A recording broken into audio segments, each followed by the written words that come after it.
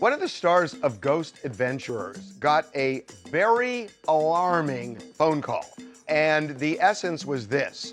Aaron Goodwin was told by police detectives that his wife put a hit out on him, wanted to kill him, and was trying to do so by enlisting the help of a man who is in prison for murdering his parents and doing all sorts of other heinous things. And that somehow she struck up a relationship with this guy while he was behind bars and ultimately asked him to find a hitman on the outside to do in her husband. It is a crazy story. Victoria Goodwin, the wife of Ghost Adventures TV star Aaron Goodwin, was just arrested for allegedly trying to get her husband murdered while on location to film his TV show. So many things line up here that it's reasonable for it to start to feel like it can't really be real. He's a ghost hunter, they exchanged vows at Disneyland's Haunted Mansion, and she allegedly wanted to have him killed while he was investigating the dead. It's like she got a little too much inspiration from the Haunted Mansion and wanted to become the ghost bride in the attic. It's all very weird and macabre, but assuming that this is real, it looks like there's a good chance that she's probably going to go to prison for a while. Let's get into it. Aaron Goodwin, the alleged target of a murder-for-hire plot, is one of a few guys that stars on a TV show called Ghost Adventures. It's not just your basic ghost hunting show.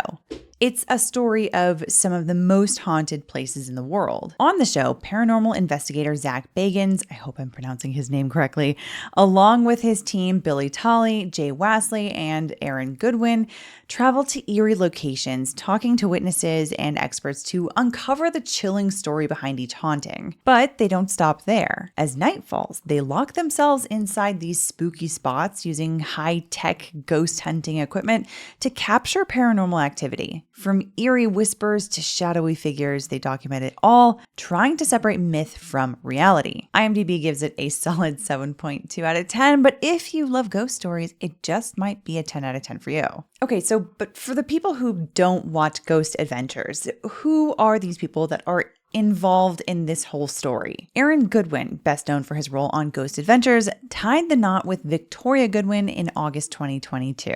And apparently they exchanged vows at the Haunted Mansion in Disneyland. Talk about a fitting wedding venue for a paranormal investigator. Maybe a little bit too fitting considering what later transpired, but from what it sounds like, there was probably no way for Aaron to know that something like this was coming.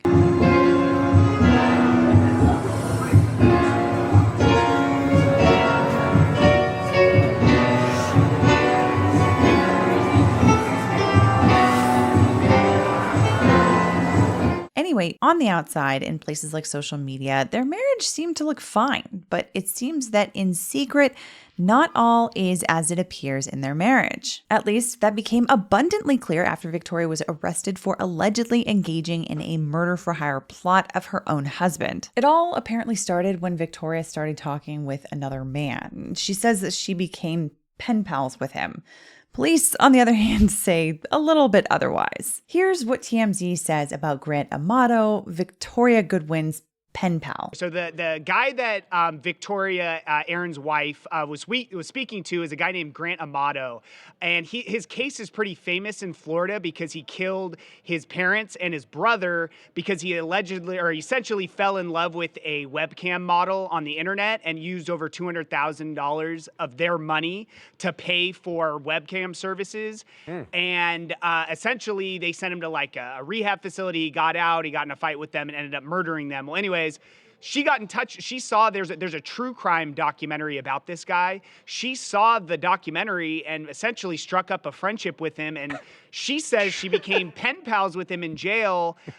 This leads to... I'm sorry for laughing, but it's just crazy. So crazy. So she's like, wow, this is interesting. I like this guy. Essentially, and that's at least what she's told cops, is she reached out to him. They were pen pals. This is all according to police reports obtained by TMZ, apparently. The reports apparently say that she was allegedly unhappy in her marriage with Aaron, but rather than filing for divorce, she tried to hire a hitman to kill him instead. Authorities say her texts include musings like, "Am I a bad person because I chose to end his existence, not divorce?" Honestly, I think we all know the answer to that question. And if that wasn't disturbing enough, police claim she even provided details about Aaron's location and filming schedule in California, where he was working on Ghost Adventures. Now, obviously, a natural question here was how was she able to communicate with Amato in the first place, given that he was behind bars? Grant had a legal phone, like a mobile cell phone in prison that was confiscated.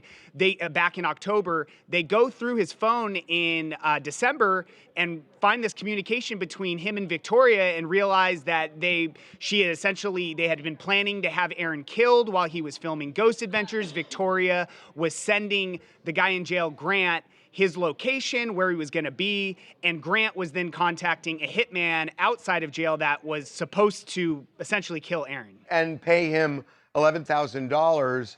And at least according to one of the text messages, my understanding is, Devin, that she made a down payment of $2,500 according to cops. She had, through a PayPal account, had paid $2,500, but they allegedly had put together $11,000 together, that once the job was finished, that's how much they were going to pay this guy. This whole thing is so twisted. In one message, Amato reportedly wrote to someone involved in the alleged plot, "He's asleep right now in the hotel room. I need to know what's going on. Can I get an update? Was it done?" Now, this all supposedly went down in October 2024, yet Aaron Goodwin obviously is still very much alive. So it's unclear what happened with the alleged hitman or the plan for the hitman, but cops say there were specific messages discussing a $2,500 upfront payment. And as you saw a moment ago, TMZ is now reporting that Victoria actually paid that $2,500. This suggests, of course, that this plan might have been closer to reality than anyone would have imagined. Now, as for Victoria Goodwin, as could be expected, she denies basically everything. Here's again what TMZ says about her defense so far. When cops confronted Victoria at her house at the end of last week about all this, she essentially said she was having marriage problems with Aaron at the time. She was just pen pals with this guy. And yes, she did fantasize about being with this other guy, Grant, but that ultimately she didn't want her husband killed. And she believed that when she sent the $2,500, it was for a cell phone for Grant. A $2,500 cell phone? Well, wait a minute. He already had a cell phone because that's how she was communicating with him. But then it was confiscated. And then did she say that she didn't remember sending these messages? She alleged that some of the messages she didn't remember sending, then she fessed up to sending some of them, but ultimately said she didn't want her husband killed. So I'm going to say that whether she remembers sending those text messages or not, those digital receipts are there. And it's going to be incredibly difficult for her to prove that she didn't send some messages or didn't mean to send some messages when she admits to sending others. Unless she has some elaborate claim that, say, I don't know, like a ghost hacked into her phone or something and sent half of those messages. Based on how things look right now, I don't see how she gets around these damning text messages. So now on March 6th, Victoria was arrested in Clark County, Nevada on two very serious charges. The first was solicitation to commit murder, and the second was conspiracy to commit murder. And right now, Victoria is being held on a $100,000 bail. And as of the filming of this video, she's still in police custody. So let's talk about these two charges and what the prosecution needs to show in order to win. To start out, these are both called Inchoate Offenses, which basically means that they are crimes of preparation. The defendant doesn't actually need to successfully commit the crime that they're ultimately trying to bring about in order to be guilty of an inchoate crime. So if you hear somebody say something like this, no clue what ended up happening with well, the but hitman, you know what's really interesting about that? That's a good defense to say if she really did intend to do it, it didn't happen. So she's saying, I never intended all along. I'm not sure if that's going to fly with a jury, but it didn't happen. That's actually incorrect. Sorry to call you out, TMZ, but I had to because that's actually not a defense to an inchoate crime at all. Let's get into some of the specifics so that you know what I'm talking about. And let's start with solicitation. Because Victoria was arrested in Clark County, Nevada, we're going to analyze all of this under Nevada law. In Nevada, to prove solicitation, the state needs to show basically two things. The first is intent, and the second is action through some kind of very clear communication. For the first element, the prosecution needs to show that the defendant had the specific intent to somehow convince another person to engage in some kind of conduct that amounts to a violent felony, in this case, murder. To show this intent, there needs to be very strong corroboration. As an example of how this can look, maybe the defendant has texted someone else saying, I need you to hire someone to murder my TV star husband, and maybe then the defendant does something else like, I don't know, make a money transfer of about 20% of the alleged cost of the hit. In other words, what allegedly happened here. Victoria's alleged $2,500 transfer serves as pretty strong corroboration of her intent to have her husband killed, and that intent is shown pretty strongly in these text messages, assuming the reporting is accurate, of course. Anyway, then there's the communication element of solicitation. To meet this element, the prosecution needs to show that the defendant commanded, induced, or otherwise endeavored to persuade the other person to commit a felony. Otherwise endeavored to persuade covers basically any situation where a person seriously seeks to persuade another person to engage in criminal conduct. This requires clear communication with another person to attempt to persuade the other person to commit the crime. Now, if you're listening so far and thinking, man, there sounds like there's like a lot of overlap between the intent element and the communication element, you're not crazy. Unlike other crimes where there's usually some kind of like a physical act that is involved in the crime, inchoate crimes are a little bit more nuanced because, like I said earlier, they are crimes of preparation. So the whole point of these two elements is to try to distinguish between a sincere solicitation and maybe someone making some kind of a dark joke or being hyperbolic or otherwise exaggerating. And in other circumstances, and maybe more clearly for people, it's also a way to distinguish between situations where the soliciting party is legitimately trying to see this felony happen, or where, say, an undercover cop is working a sting operation. And really, barring situations where the soliciting party is an undercover cop, it is hard to separate out proof of a defendant's intent without talking about their communication. And likewise, it's hard to show proof of communication without also talking about their intent. So even though there are two elements to this crime, you kind of have to talk about them both at the same time. And to keep yourself from getting too stuck in the weeds over all of this, just take a step back and ask yourself, what did this person say and what did this person mean? And is there something in the context of the situation that would make it clear that they didn't actually intend for the other crime to actually happen? If it looks pretty clear that the defendant said that they wanted the other person to commit a felony, and it looks like the defendant actually wanted that other person to commit that crime, then it looks like solicitation. And solicitation to commit murder is punishable by 2 to 15 years in prison in Nevada. Anyway, so like I mentioned earlier, there's no defense available to the defendant if the other person never actually commits the crime, or if they try to commit the crime but are unsuccessful. And that's because this crime is considered essentially complete when the person makes the initial solicitation. However, there is a possible defense available to the defendant if they made a complete and voluntary withdrawal of their solicitation,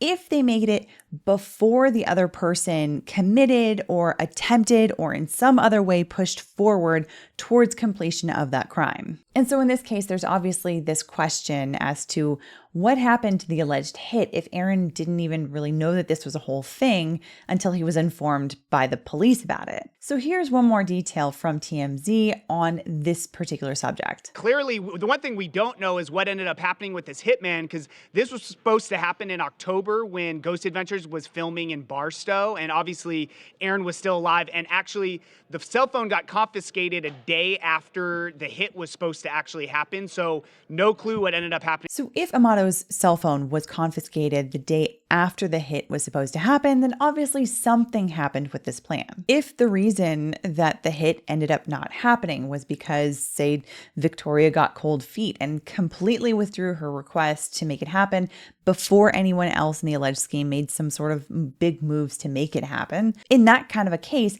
might have a defense to solicitation. However, if the reason that the hit didn't happen was because they were still looking for a guy to do it, or because the guy who was hired withdrew himself, or was incompetent, or otherwise just ran away with the money, or if it was because they didn't realize that the guy that they hired was actually like an undercover cop, none of those defenses would be available to Victoria. In other words, absent a showing of evidence that Victoria made clear communications to withdraw the hit request, she might be up a creek without a paddle. So that's solicitation. What about conspiracy? Under Nevada law, to prove conspiracy to commit murder, the state has to show two elements. The first is intent, and the second is agreement. More specifically, the state has to show that two or more people entered into an agreement to commit murder, and they need to show that the people in the agreement had the specific intent to commit the crime of murder. This means that they all planned and agreed to unlawfully cause the death of another person. So if you take a step back and look overall at solicitation and conspiracy,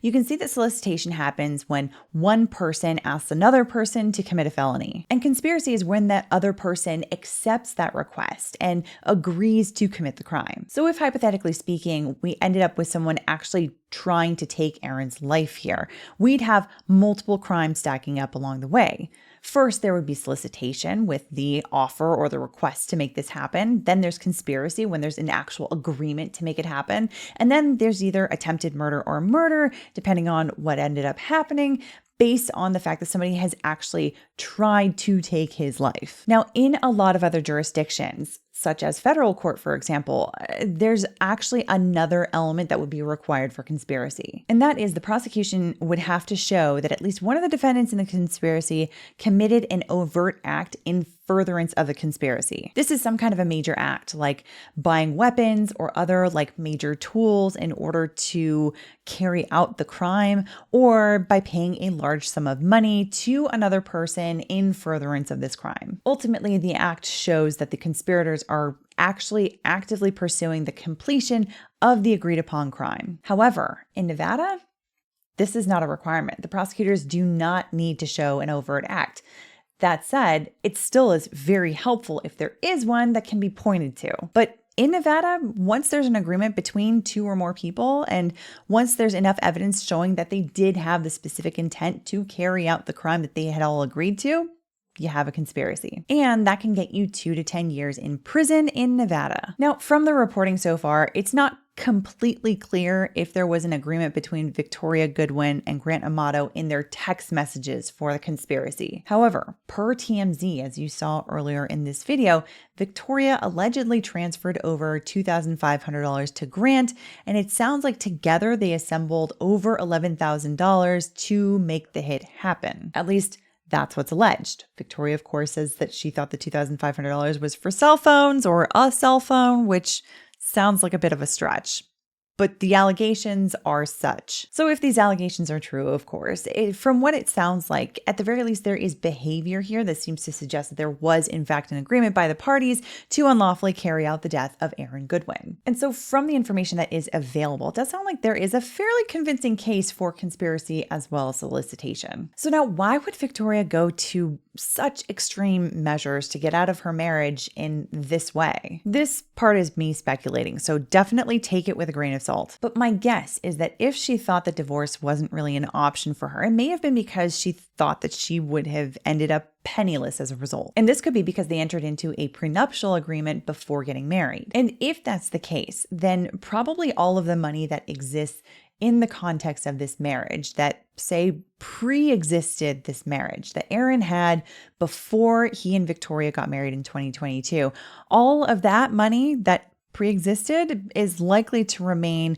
his own separate property, which means that's money that she can't touch. So it could be that she may have thought, well, hey, I can't have his money if we divorce, but if he happens to die, I can inherit his estate. However, there's still a problem with this. Nevada, like most or maybe even all states, has what's called a slayer statute. This is where a person is completely legally uninherited and therefore not allowed to receive anything from a decedent's estate if the person is found guilty of murdering the decedent. So if Victoria hired this hitman and then they did indeed kill Aaron, and then the correctional facility in Florida found the cell phone with the text messages, she would likely be charged with his murder. And then if she were convicted, this would all be submitted to probate court wherever Aaron's estate is being administered, and she would also be disinherited. And because she was thankfully allegedly dumb enough to leave this whole trail of text receipts of all of this, it seems pretty likely that she was going to get found out one way or another. And